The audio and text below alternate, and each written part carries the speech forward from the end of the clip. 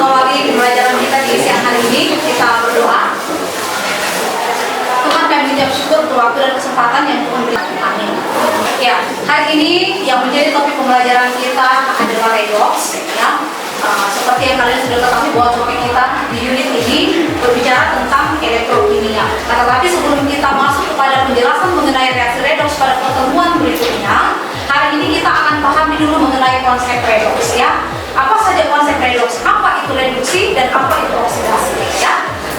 Dan seperti biasanya, Ibu awali dengan satu kutipan motivasi belajar untuk kita di hari ini. Sekolah memang tempat untuk belajar, tetapi belajar tidak harus di sekolah.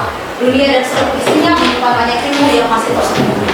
Dengan harapan bahwa belajar tidak hanya akan kalian kerjakan ketika kalian ada di sekolah, tetapi dimanapun kalian pergi dan berada, sesungguhnya alam kita begitu luas untuk bisa menjadi tempat kita bisa belajar. Ya.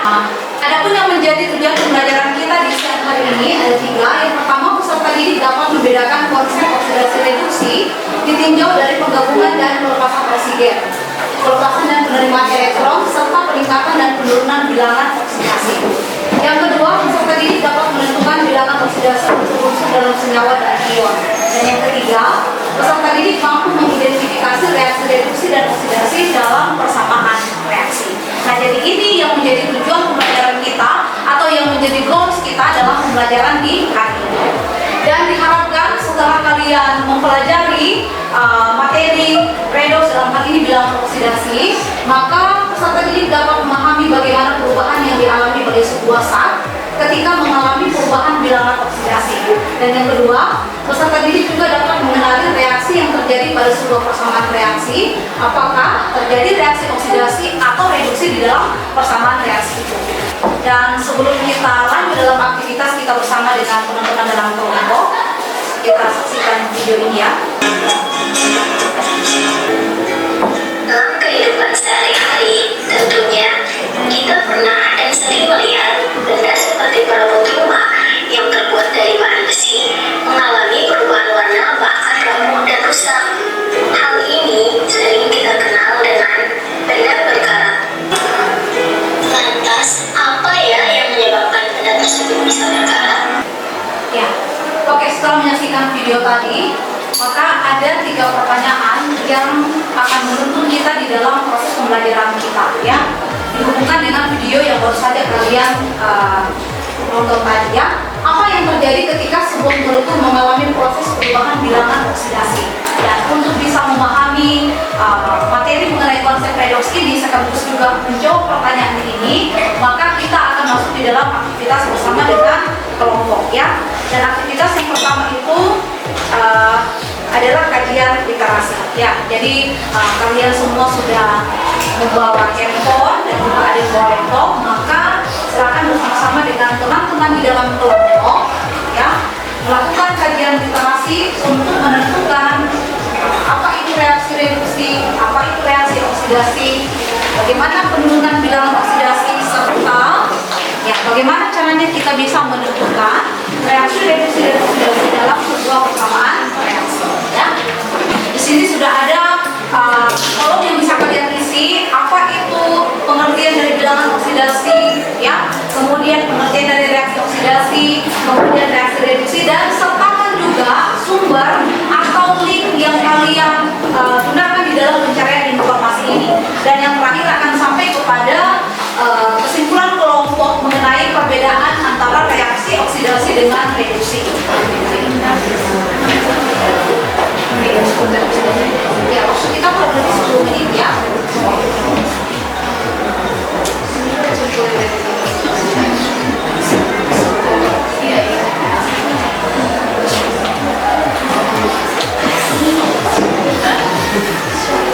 Ya, oke. Setelah kalian mendapatkan informasi mengenai pengertian dan bilangan oksidasi, reaksi reduksi dan oksidasi, maka kita lanjut ke dalam aktivitas yang kedua. Ya, jadi nanti kita akan lihat sama-sama dari informasi yang kalian sudah dapatkan yang akan dikaitkan dengan praktikum sederhana yang akan kita lakukan di aktivitas yang kedua. Nah, dalam praktikum ini kita akan mengamati perubahan bilangan oksidasi unsur Mn atau mangan melalui kegiatan praktik.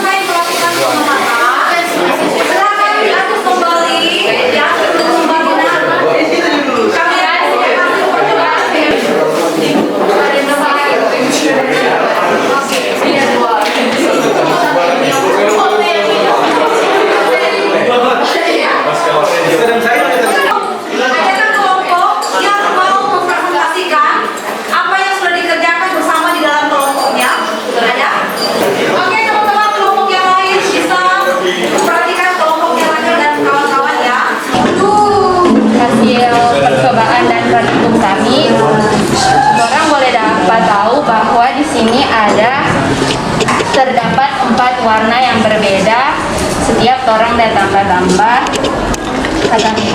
Jadi ini yang warna hijau DP Bilox itu plus 6, kong yang coklat itu plus 4, bening DP Bilox plus 2, kong ungu DP Bilox itu plus 7. Ya, oke. Beri clap untuk kelompokannya.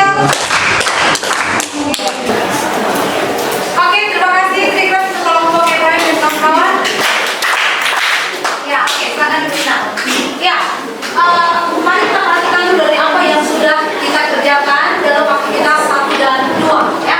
Nah, reaksi redoks adalah reaksi reduksi dan oksidasi yang terjadi pada saat bersamaan dalam suatu reaksi kimia. Jadi, reduksi atau oksidasi itu akan berlangsung secara bersamaan. Melalui praktikum ini kita sedang menguji bilangan oksidasi yang dimiliki oleh logam mangan berdasarkan warna, ya, berdasarkan warna. Nah, jadi pada golongan transisi subkulit 3D yang belum terisi penuh menyebabkan elektron pada subkulit itu menyerap energi cahaya, sehingga kemudian elektron itu tereksitasi dan memancarkan energi cahaya dengan warna yang sesuai dengan warna cahaya yang dipantul. Itulah sebabnya mengapa dari keempat bilangan oksidasi yang dimiliki oleh unsur mangan di dalam percobaan ini sudah dibuktikan itu menghasilkan 4 warna yang berbeda. Jadi berwarna yang ungu plus 7, kemudian yang hijau kuning plus 6, kemudian yang coklat plus 4, dan yang putih atau yang bening itu nilainya adalah plus 10. Ya. Bagaimana caranya kita bisa menentukan bilangan oksidasi unsur dalam senyawa atau ion? Ada aturannya juga, ya. Nah, kalau misalnya dia ion, jumlah bilangan oksidasi unsur-unsur dalam suatu ion poliatom itu sama dengan muatannya. Bilangan dari Cr2O7 2 negatif itu sama dengan -2. Tentukan apakah reaksi berikut termasuk reaksi reduksi atau oksidasi. Yang pertama, Cl2 ditambah dengan 2 elektron menghasilkan 2 Cl negatif. Ini reaksi reduksi kah atau oksidasi?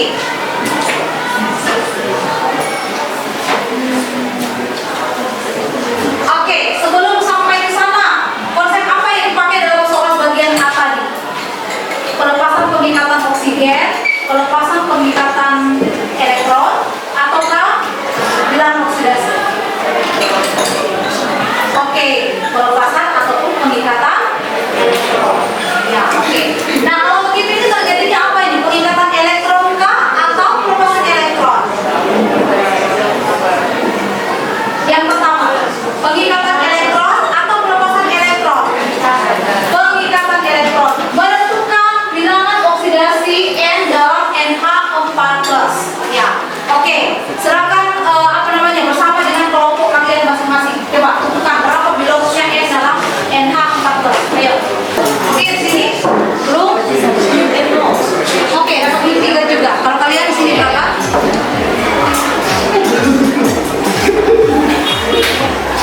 Yang sudah dapat bilangannya N boleh lanjut ke NE. Menentukan bilangan NE di dalam NE2O3.